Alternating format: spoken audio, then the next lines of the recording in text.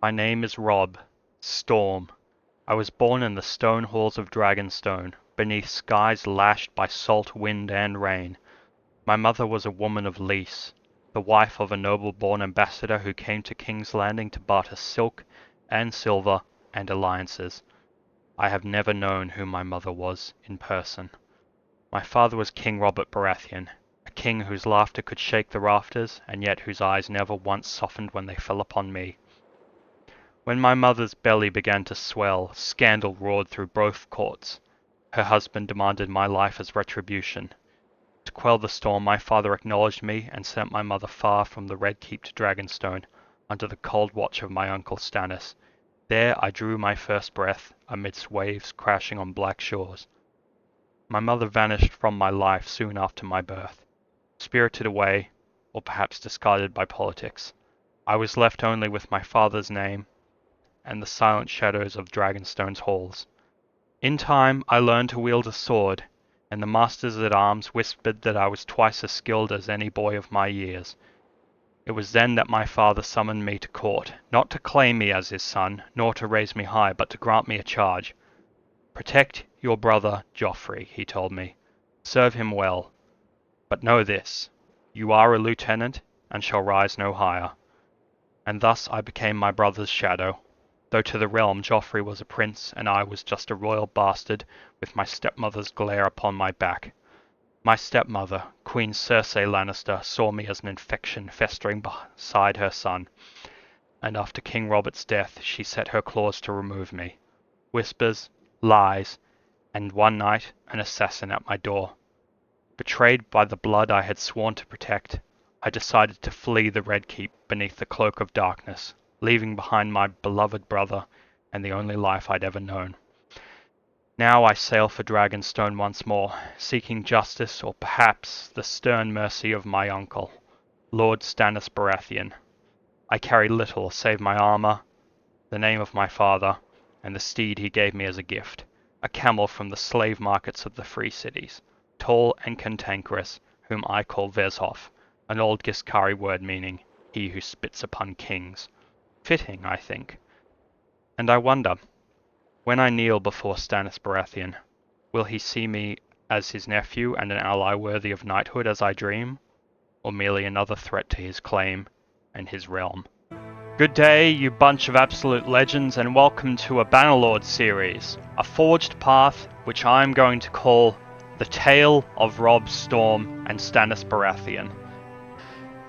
As I said in my last SOCOM video, the character that I will be doing in this forged path is Robb Storm, who is the illegitimate son of Robert Baratheon. This is with the chat AI mod, and therefore the characters will actually acknowledge who he is. He is born of an affair between Robert Baratheon and a noble woman who is the wife of a dignitary from Lys, and as such, he was born in scandal and basically exiled to Dragonstone. However, that is all in the opening narration which I provided, or I will be providing. Now, I have gone as a compromise. This is a forged path, and under the rules I have created for myself, that means I have reasonable use of exploits and cheats as long as it sticks to a narrative and not outright abuse of a system. I will show that for you now. As you can see, if you look up to the top middle, it says times by 2. The only things I have adjusted in this are basically, if we can get there, the experience. Everything is multiplied by 2. So my companions, if I get them, and also my character will gain experience at twice the normal rate. I figure this cuts down grind time by half, but most likely I will be skipping over grinding portions anyway. Another thing I've done is given myself a... Sorry, let me just see. A healing regeneration factor of 1%. That means in battle, if I am damaged, I will heal 1% at a time. I don't know if it's 1% at a time, but it may be a slight healing factor, sort of like how in Call of Duty, if you get shot you heal over time. However, normally that is disabled, but I figure that's fair. And also I'm pretty sure, yes, I doubled the selling price multiplier, so the items I get will be sold for twice as much. However, I've decided on a house rule for this one. I cannot go to the same city, or just rather one city, buy material and then immediately sell it back to that city in order to boost the trade skill, because that is too much of an exploit. So if I do intend to boost my trade skill, it has to be in multiple cities. Right, now that we've got the house rules out of the way, I will demonstrate, or not demonstrate, but I will show you the mods that I have installed. There will be a link in the description as to what they all are. It's part of a mod pack I got off the Nexus website. It's called Realm of Thrones version 1.12 or something. It's a collection, and I will have the link in the description. But as you can see, there's quite a lot. With this children expanded one, it has children lords listed here, where you can adjust the age of any children in the game, and usually they are lords or notables. And because normally hero comes of age, that would normally be 18 years. So whereas in the actual medieval times, the age of majority was 16. So this is the default setting for this. So if my character ever has a child or whatnot, they will come of age at the age of 16. And I'm intending this to be a long forged path where hopefully we will see Stannis, who I am siding with, become king of Westeros. And as you can see, the teenager starts at 13, child starts at 10, infant becomes an infant at 5. This can execute children. We've turned that off, obviously. And this bandit children function, if you turn it on, allows children to be in bandit camps and therefore killable in the field of battle. Now, that's a big no-no for me, and I feel that's a really sensitive topic, so I've turned that off. A child cannot enter battle with this mod because I've turned that function off, and they will come of age when they are 16, which back then was lawfully an adult. Yeah, last night, I mean not last night, but 2 nights ago, I actually went through all these the descriptions of all these mods and and have a general understanding of how they all work. We could do concubines if we wanted. You can ask someone if you have high relation of them to become a concubine. But yeah, keep what you kill. Whoever you kill or defeat in battle, you actually get first dibs on their gear. Realm of Thrones. This is obviously the major overhaul mod that we are using. I've turned Realm of Thrones events off. This feature is normally on, but what happens if it's on is that events from the series will play out in the mod. So Ned Stark will die. I mean, he dies anyway because he's not in the game, but the Red Wedding will happen. Joffrey will die from the Purple Wedding, and before that, if you don't intervene, Renly will be killed by Stannis. Or if you do intervene, you can kill Stannis and Renly will live. However, I've turned that off, so this is going to be a very sandbox experience. And also, another thing is storyline wars. I thought I turned this off. Oh well, you can see me turn it off. This by default locks certain factions into eternal war. Like the Reach will constantly be fighting the Riverlands. The Reach will constantly be fighting the North, etc., etc. And some of them are triggered. They happen by events or certain days in time, but we're not going to be doing this. This is purely sandbox experience, and I intend for it to be very roleplay heavy. Anyway, let me just check that. Yes, that is good. Let us save that. Okay, now I think we can actually get into some Let's Playing business. Except this is a forged path, not a Let's Play. Now, obviously, because we are a pleb and we have no standing, we can't, and our clan tier is not even a 1, so we can't even sign up to be a mercenary. They're not going to let us into the keep to see Stannis. We could pay a bribe, but 800 dinars is actually quite a lot of money considering. So we are going to have to wait until Stannis comes out, because if he is outside a city or a keep, oh, he's right there. Excellent. We can actually go talk to him. So let's do that. As you can see, I have a camel. I'm Stannis Baratheon, the one true king of the Seven Kingdoms. The Iron Throne is mine. All those that deny that are my foes. Speak quickly. My patience for nonsense is as thin as the night before battle. Yes, with the chat AI mod that I have installed, I have programmed it so that it knows who Robb Stark is, and presumably all the other NPCs will. I mean, did I say Robb Stark? I meant to say Robb Storm. Sorry, I confused the characters.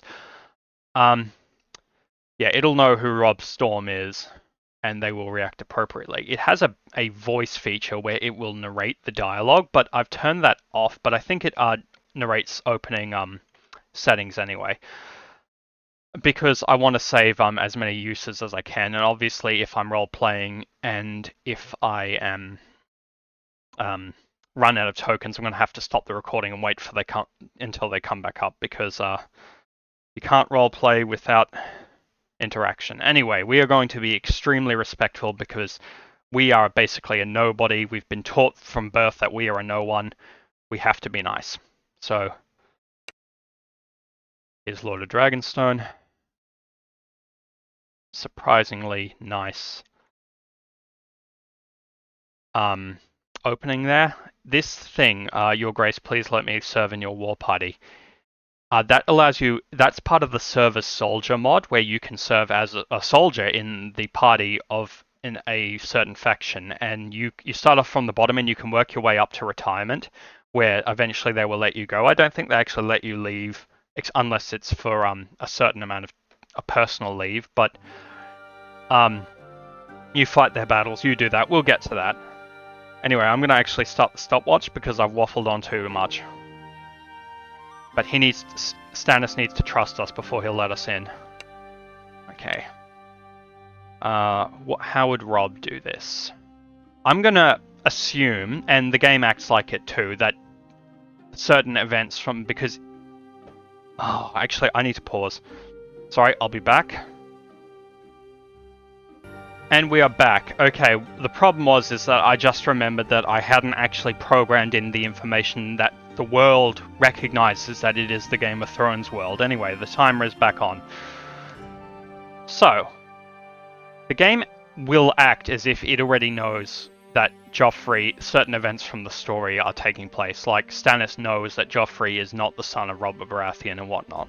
So yes, I'm going to act as if Robb already knows that as well. Maybe while sailing to Dragonstone, another ship came by and the rumors spread. Anyway, so he's going to be very nice and respectful. My royal uncle, Stannis... No, actually, he's going to kneel.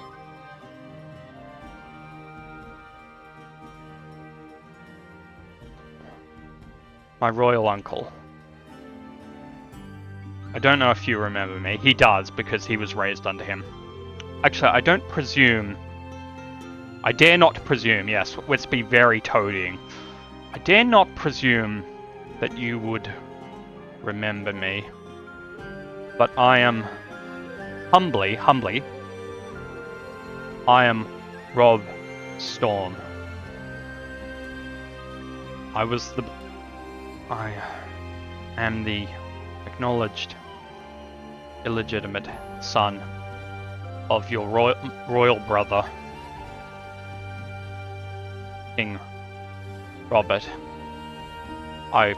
With great respect, I was raised in your custody for the first 10 years of my life.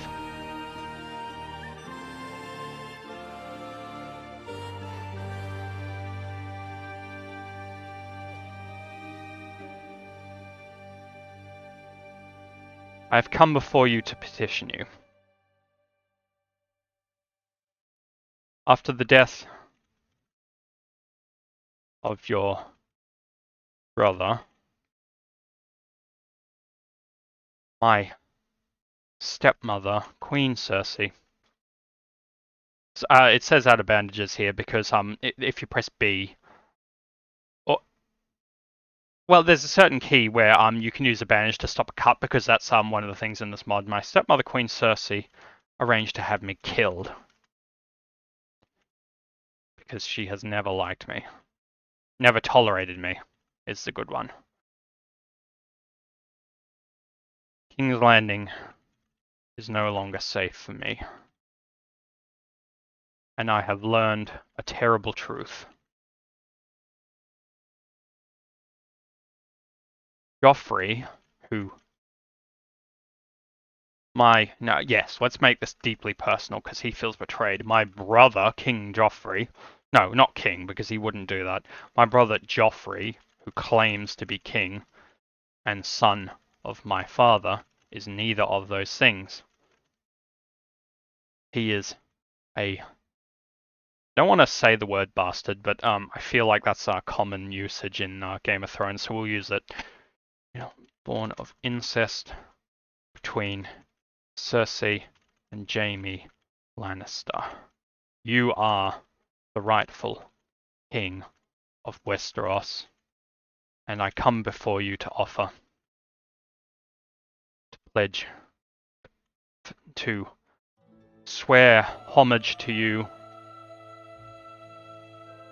and petition you for your protection from the Lannisters, and with great respect, a position in your hierarchy. No, not hierarchy, that's too grand. A position in your service, that's a good one. I am no knight, Your Grace. And I was forbidden by my wicked stepmother, for the Cinderella reference or whatever, to ever attain high rank. But I dream of becoming a knight. And so, I dream of becoming a knight. I, however, would not dare to ask for such a favor. Instead, I petition you, most humbly, to allow me to serve as a common soldier in your army, to prove, and if I prove myself to be strong and capable, then I ask my case be merely considered. But be merely considered. That is at your discretion, Your Grace. Let's make it formal. Entirely at your discretion.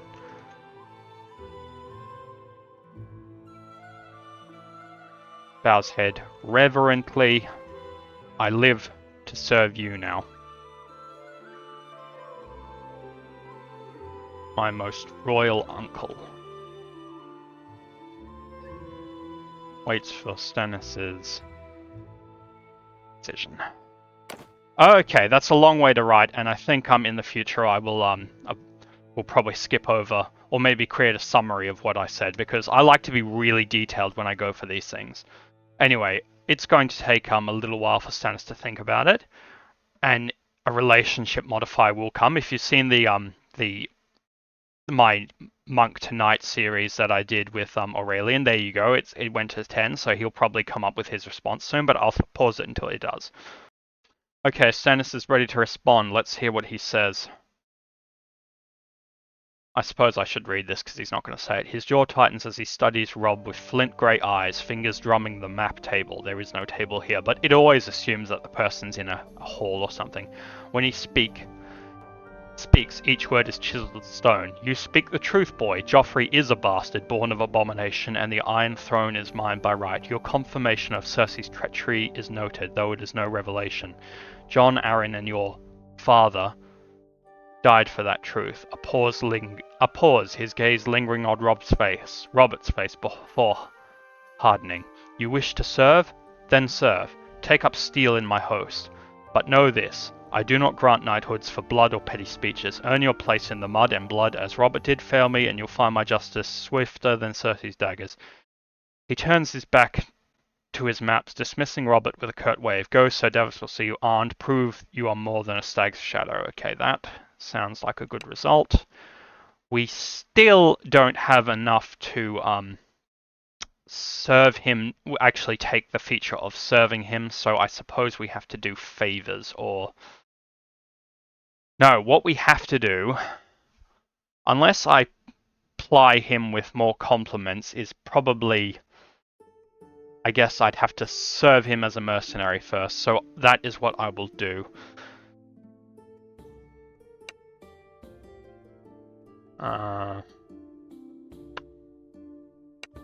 Yeah, I can't actually serve him directly at the moment, so I'm going to have to build up my clan rank to 1, which means I'm going to have to fight a lot of bandits. Thankfully, there are a lot of bandits around Dragonstone. So what I'm going to do is I'm going to stop the recording, and, well, I'm going to get a whole bunch of recruits and fight some bandits, and this is where the grind skip begins. So see you all when we get back. Just something I just wanted to note. Normally in vanilla Bannerlord, other factions will offer you marriage contracts, not for you, but for members of your clan under the definition of members of your family, because technically companions are your clan members, but they don't receive marriage offers. However, with one of the mods that is in this mod pack, other factions can offer you personally marriage offers. The Adori, who, as you can see, are a noble house of Lys, which is actually disturbingly close to the source material, considering, or rather the source material of my campaign. They have offered me this woman, Mila, as a potential wife. But I'm gonna say no, even though Robb probably would think, even though Robb would probably be well served to have a marriage from a noble woman like that, he is not well established, and I want to consider what my options are. So we're going to decline this one. Hopefully they don't get upset. But anyway, it's just something interesting. And also, I have 7 recruits here. Normally I'd go for as many as I can control, but at the moment, as you can see with one of the mods, there will be a lot of things I'll have to explain. Normally it's 20 gold coins to hire a troop, but here it's in one of the mod packs the price is increased to 143 because the mod author said, isn't it odd how men are willing to give their lives to you in exchange for, you know, a day's wages? It just doesn't seem realistic. So the initial cost of recruiting is amplified, and it requires you to consider the lives of your troops more carefully. You have to be careful, you have to defend them in battle as best as you can and keep your men alive. So yes, that is another thing. Anyway, back to the grind.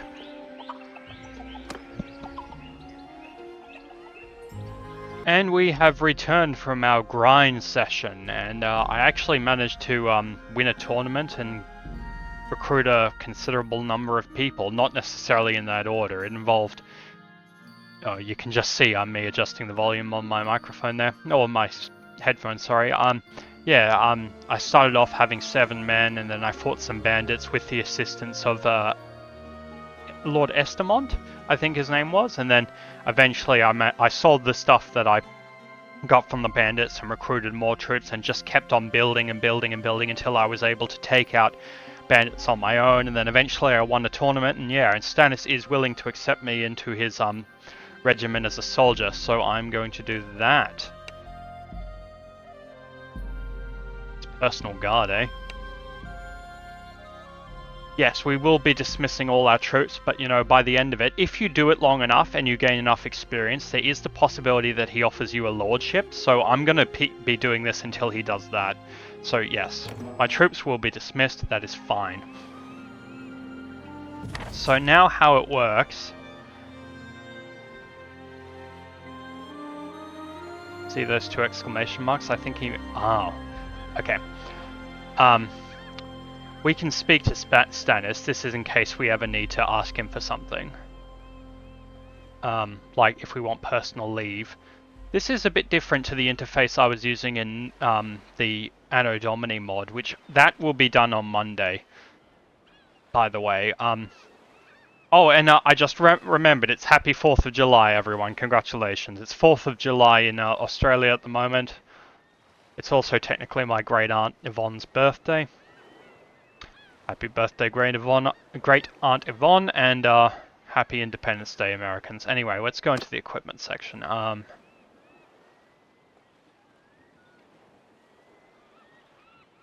going to use my own gear because it's better than the basic gear. Because I want a chainmail hauberk with sort of a leather cuirass, I think is the term, over it from the tournament which was in Maidenpool.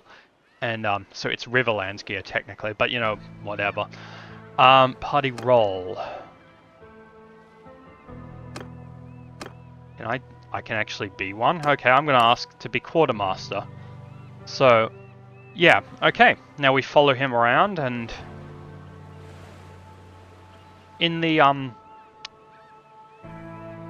let's see what happens if I speak to Stannis. You return. I would like to be released. Okay, no. We don't want to be released. Well, this is a different interface, but I'm hoping it's the same. I'm hoping it's the same deal as the Server Soldier mod from...